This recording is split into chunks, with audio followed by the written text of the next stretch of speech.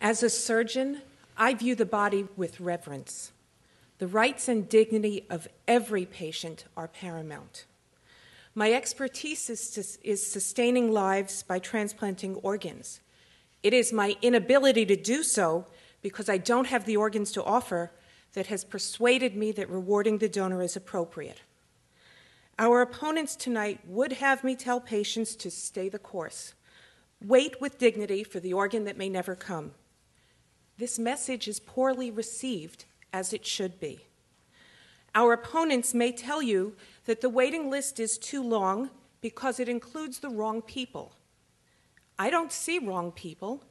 I see human beings, each of whose lives might well be lengthened and improved if I could give them an organ.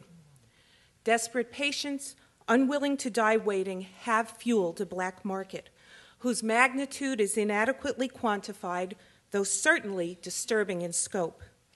What is known is that organs are purchased, third-party brokers siphon funds away from donors, and safety is uncertain for both the recipient or the donor. Efforts to shut this market have been as unsuccessful as prohibition was in inducing an end to the use of alcohol. I agree with our opponents that the black market must be closed. I disagree with asking patients to accept death gracefully instead of resorting to the black market. My position is that development of a legal, regulated mechanism for donor compensation is the only means of effectively eliminating the demand for this covert activity, closing down the black market, and improving safety for donors and recipients. Today, we educate the kidney patient and family, hoping that a volunteer donor will step forward to surrender a kidney. Most transplant surgeons agree. There would be no justification for ever removing a kidney from a living donor, potentially causing harm to this healthy person if there were sufficient organs from deceased donors. Why? It may surprise you that we still cannot tell this volunteer donor about all of the risks that kidney donation entails. Sure, the early risks, such as death, are known, but the long-term consequences are not, particularly for some of the more marginal donors being used in some cases. Nevertheless, we allow and celebrate such a healthy person's choice to donate and allow him to accept unknown risks for which there is no compensation. Why are we surprised that more donations don't take place? Transplanters share nearly universal agreement that these genuine heroes need lifelong health insurance and intermittent medical supervision. Dr. Delmonico has written that all living donors should be provided with life and disability insurance.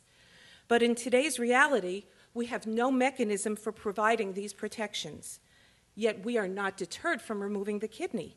The operation itself and our fees are covered by the recipient's insurance. The opportunity to save a life persuades us and the donor to proceed.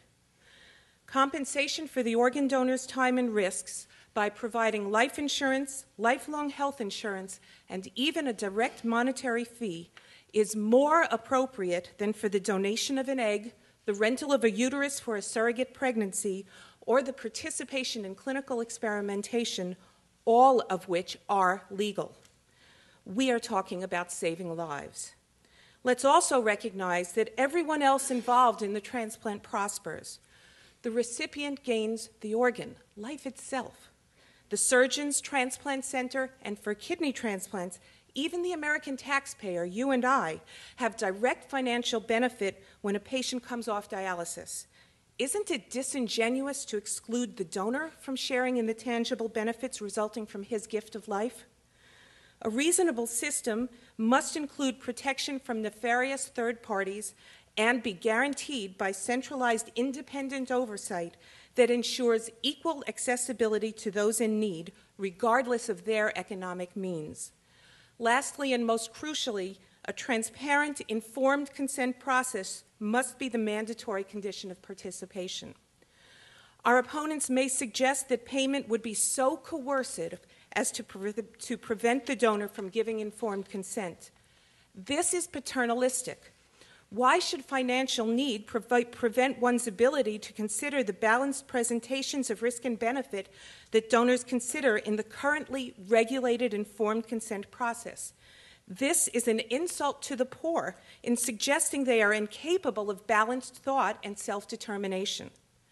Reasonable people rationalize risk daily by personal prerogative, at times subjecting themselves to unhealthy conditions and making unsafe choices, such as working deep in the coal mine. Any informed decision balances risk against the prospect of benefit. Though real, the risks of organ donation are likely substantially lower than those assumed by coal miners seeking their livelihoods. Despite the dangers inherent in both cases, the miner, but not the donor, is legally compensated for these risks. The key difference is dependence on the participation of medical providers who are dedicated to doing no harm to facilitate payment for the gift of life. Therefore, according a donor, the highest degree of protection throughout necessitates the involvement of the most highly trained individuals and the conditions of greatest safety. This is precisely what does not happen on the black market, where transplants and donations are conducted covertly. There is no dignity in dying without a transplant. Don't blame the patient for listening to his internal will to live. We must offer protection to the donor who answers the recipient's call in a way that is currently legally prohibited. Vote with us to legitimize compensation for the donor's acceptance of risk. Today, the choice is not whether compensation will exchange hands, but whether or not transplant operations and the sale of organs will be regulated and safe. Thank you.